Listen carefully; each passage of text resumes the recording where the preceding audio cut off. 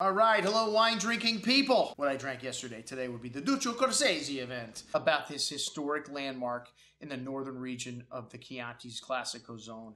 And, he could probably afford to pay a number of people to scour the country to tell people his story.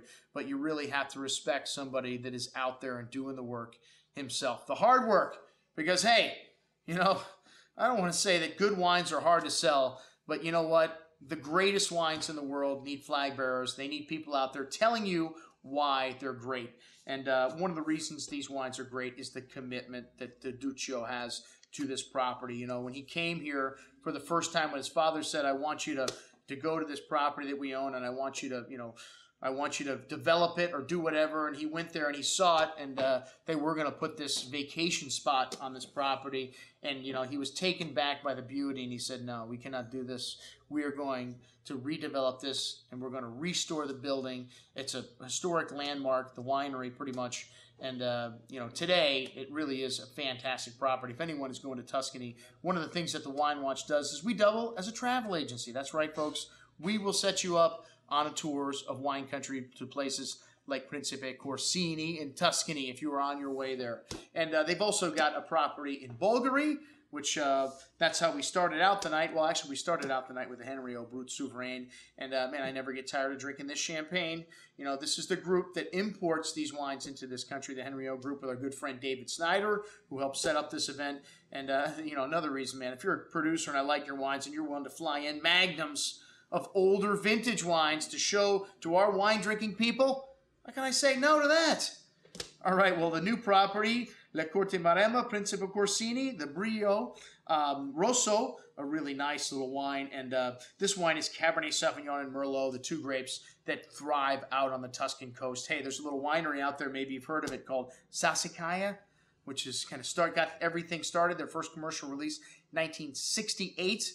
Well, that's a Cabernet and Cabernet Franc blend. And Merlot, like I said, has been creeping into the picture here and really does make a nice blend with Cabernet Sauvignon. Just a little bit of it helps take away that edginess of Sangiovese.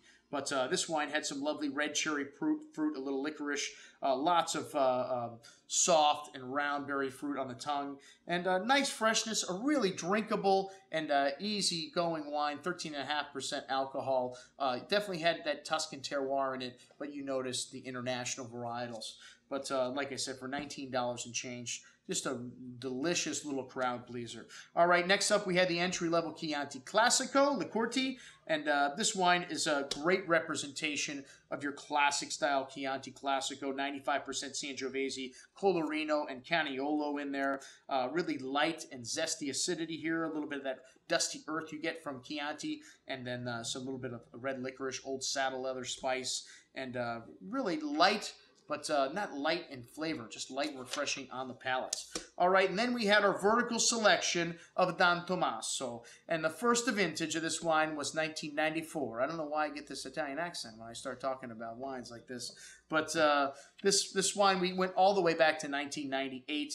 And really was a stunner. I think every vintage in the lineup was great. 98 not considered a great vintage in Tuscany, but you know what? Every time we show a vertical, the 98 vintage really stands out because it is drinking beautifully right now. And this wine had some lovely anise, some dry leather, dried herbs, very complex bouquet, still with some nice red cherry, red berry fruit, and then on the tongue just smooth and silky, those tannins mostly resolved, and just showing very nicely some of that black spice and tar showing up on the finish. But really nicely developed bottle of wine, something you could just take home and drink right after opening.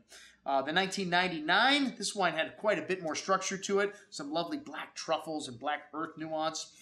Some lovely cherry berry fruit to this as well, and on the palate still had some great structure, some tannins that are unresolved, but lovely freshness at the end, lovely balance, and that typical Tuscan distinct terroir showing through.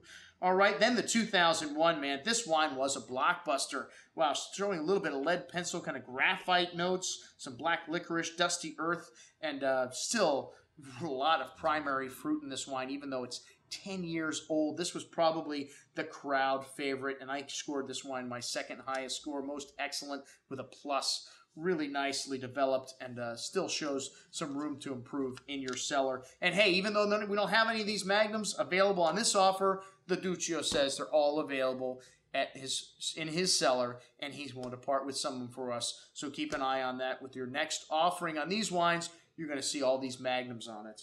All right, the 2005, which was not considered a great vintage in Tuscany.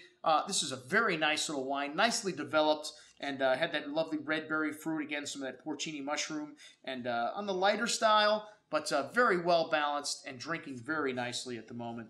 The 06, this is a blockbuster, man. 06, if you love Tuscan wines, you love Sangiovese, you need to own 06 Chianti, well, the better wines from Chianti, the better wines from Vino Nobile, as we just mentioned, those wines from Montepulciano, and then Brunello, which is coming up shortly. This wine, as I mentioned before, a blockbuster, just an incredible bouquet on the wine, that black spice, that tar, that truffle, a little bit of that anise, licorice kind of notes, lovely red plum and wild strawberry fruit, and incredible richness and concentration on the palate. This wine just went on and on in the finish. And this is a wine we have available, folks. It's only $37 a bottle. Man, I thought it was one of the better priced wines that I've had this year for top level stuff that I've had from Chianti. All right, that was our dinner with Duccio, folks. I'm your host, Andrew Lamposone, signing off for the Wine Watch, saying remember, always drink the good.